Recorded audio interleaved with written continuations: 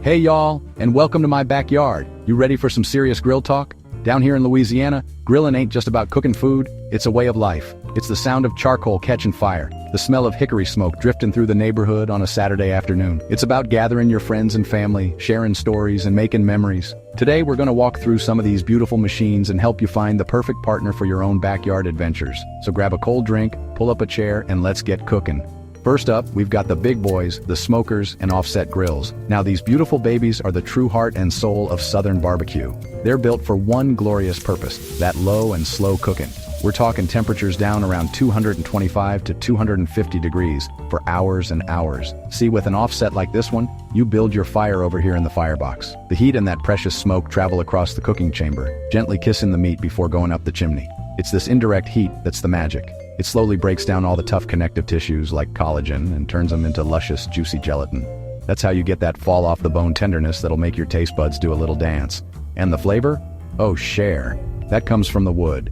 You got your hickory for a classic strong smoke, mesquite for that bold Texas-style flavor, or my personal favorite for pork, a little pecan or applewood for a sweeter note. It's all about infusing your meat with those amazing smoky flavors, building that beautiful dark bark on the outside while keeping everything inside unbelievably moist. You know what I'm talking about. A brisket so tender you can slice it with a fork, or ribs where the meat just pulls clean off the bone. That's the stuff dreams are made of, right there. Now, over here, check this out. We've got a couple of the most versatile cookers on the planet, the classic kettle grill and those popular ceramic green egg style cookers, also known as kamados. Let's start with the kettle. This is the workhorse of the backyard. Don't let its simple shape fool you. This round boy is a master of all trades.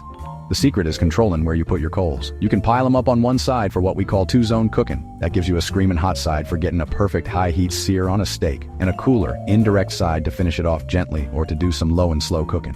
You can do just about anything on these, from juicy steaks to tender ribs, even a whole chicken. It's the Swiss Army knife of grills, I guarantee. Then you got these ceramic cookers. These things are a modern marvel, based on an ancient design.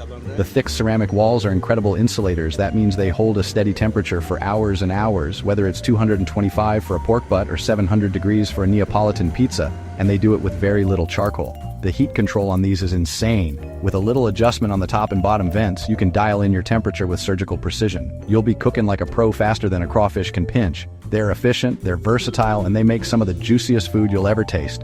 But hey, listen up, because this might be the most important thing I tell you all day. No matter what you're cooking on, a big offset, a kettle, a fancy ceramic grill, always, and I mean, remember the golden rule. Let that meat rest.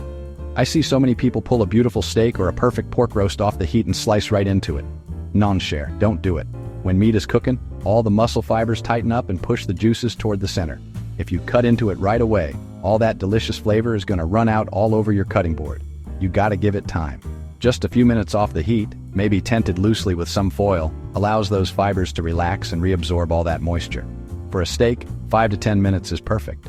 For a big roast or a brisket, you might let it rest for an hour or more.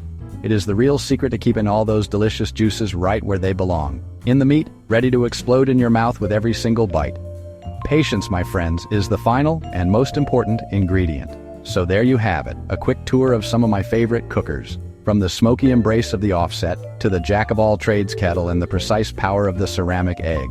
Each one has its own personality, its own strengths. The best grill for you is the one that gets you excited to get outside and cook for the people you love. It's about finding your rhythm, learning your fire, and making it your own. Because at the end of the day, it's not just about the grill. It's about the good food, the good company, and the good times. Laissez les bon temps rouler. All right, folks, let's talk pellet grills. These things are a real game changer. Now you might be looking at this and thinking, Cher, what kind of voodoo is this? It's simpler than you think. See this hopper? That's where you pour in your wood pellets. From there, an auger carries those pellets to a fire pot. A hot rod ignites them, and a fan circulates that beautiful, flavorful smoke and heat all around your food.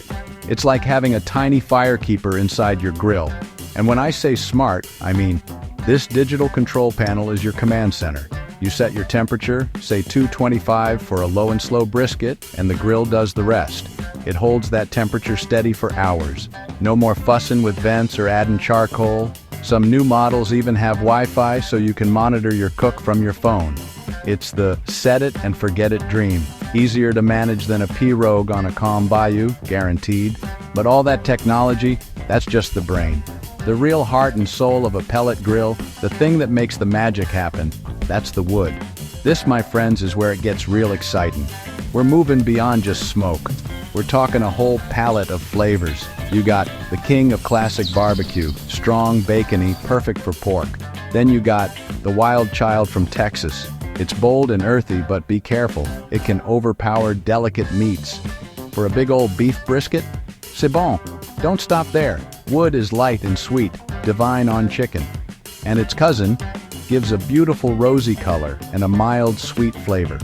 And we're still just getting started. You got my personal favorite. It's richer than hickory, but milder than mesquite, with a nutty sweetness that's incredible on anything. For seafood lovers, is your best friend. It's delicate with a hint of sweetness. The traditional choice for smoking salmon. The real pro move, start blending them. A little apple with hickory for your pork chops. Maybe some oak and cherry for a beef roast. You become the artist, and the smoke is your paint. You see, the possibilities are truly endless. Don't be afraid to play around. Buy a few different bags, smell them, mix them up. Find that signature smoke that makes your neighbor's noses twitch with jealousy. Go ahead, find your perfect flavor combo, because when you pull that perfectly smoked piece of meat off the grill, and you taste not just the seasoning, but that deep, complex layer of wood smoke, oh, trust me, your taste buds will be grabbing a partner and doing the two-step. It's a full-blown Zydeco party. And now for a little laniapa, something extra that separates the amateurs from the pitmasters.